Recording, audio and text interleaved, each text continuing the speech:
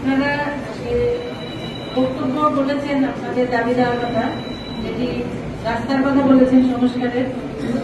ইনশাআল্লাহ রাস্তা সংস্কার হবে।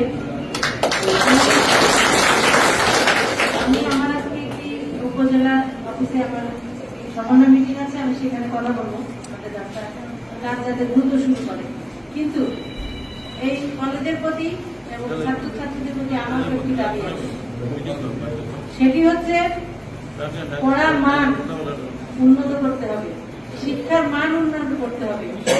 ছাত্রছাত্রীদেরকে সেই পর্যায়ে যেতে হবে, ছাত্রছাত্রীরা যেন সেই শিক্ষা পেয়ে বাংলাদেশের যে প্রাথমিক বিশ্ববিদ্যালয় আছে, ঢাকা বিশ্ববিদ্যালয় থেকে শুরু করে শাহজালাল বিশ্ববিদ্যালয়, চিটাগাং বিশ্ববিদ্যালয়, সেই সব জায়গায় এই অঞ্চলের ছাত্ররা যাতে ভর্তি হতে পারে তাদের সেই যোগ্যতা অর্জন করতে হবে, সেই কমিটমেন্ট দিতে হবে। এবং ছাত্রছাত্রীদের সাথে সাথে যারা শিক্ষক আছে তারা অবশ্যই এই শিক্ষা পরিবেশ তৈরি করা, শিক্ষক যত্নের সাথে ক্লাস করানো। বিভিন্ন জায়গায় যে জিনিসটা আমি দেখেছি এলাকায়, বিশেষ করে উপজেলা ভিত্তিক যে স্কুল কলেজগুলো আছে, পড়াশোনার মান অত্যন্ত নিম্ন।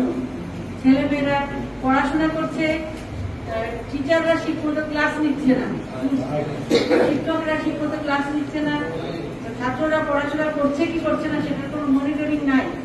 কিন্তু এটা করলে যতই আমরা স্কুল করি, স্কুলের বড় বড় বিল্ডিং করি, রাস্তা করি, কোনো কিছুই কিন্তু কাজে আসবে না।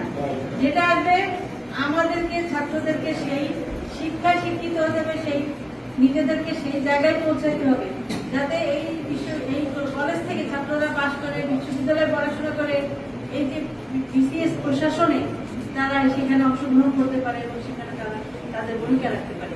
সেই জায়গা থেকে কলেজের মান উন্নত করতে হবে। কলেজের রেজাল্ট কেমন হচ্ছে সেটা অবশ্যই দেখার বিষয় আছে, আর সেটার প্রতি অবশ্যই যত্নবান হবেন।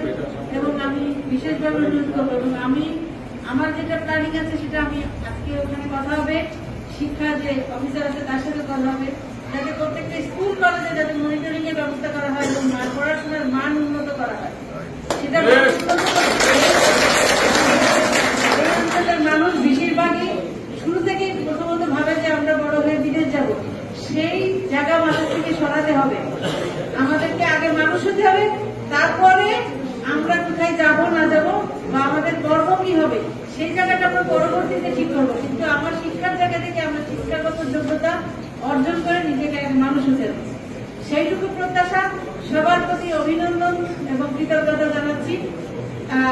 আপনাদের সকলের সহযোগিতায় এই অঞ্চলে আমরা বিজয় লাভ করেছি এবং আগামী দিনে যে পরিবর্তনের অঙ্গীকার এবং যে বিশেষ করে নতুন যে প্রজন্ম তাদের যে প্রত্যাশা, সেই প্রত্যাশা পূরণে আমরা কাজ করবো সকলে মিলে, সকলের সহযোগিতায়।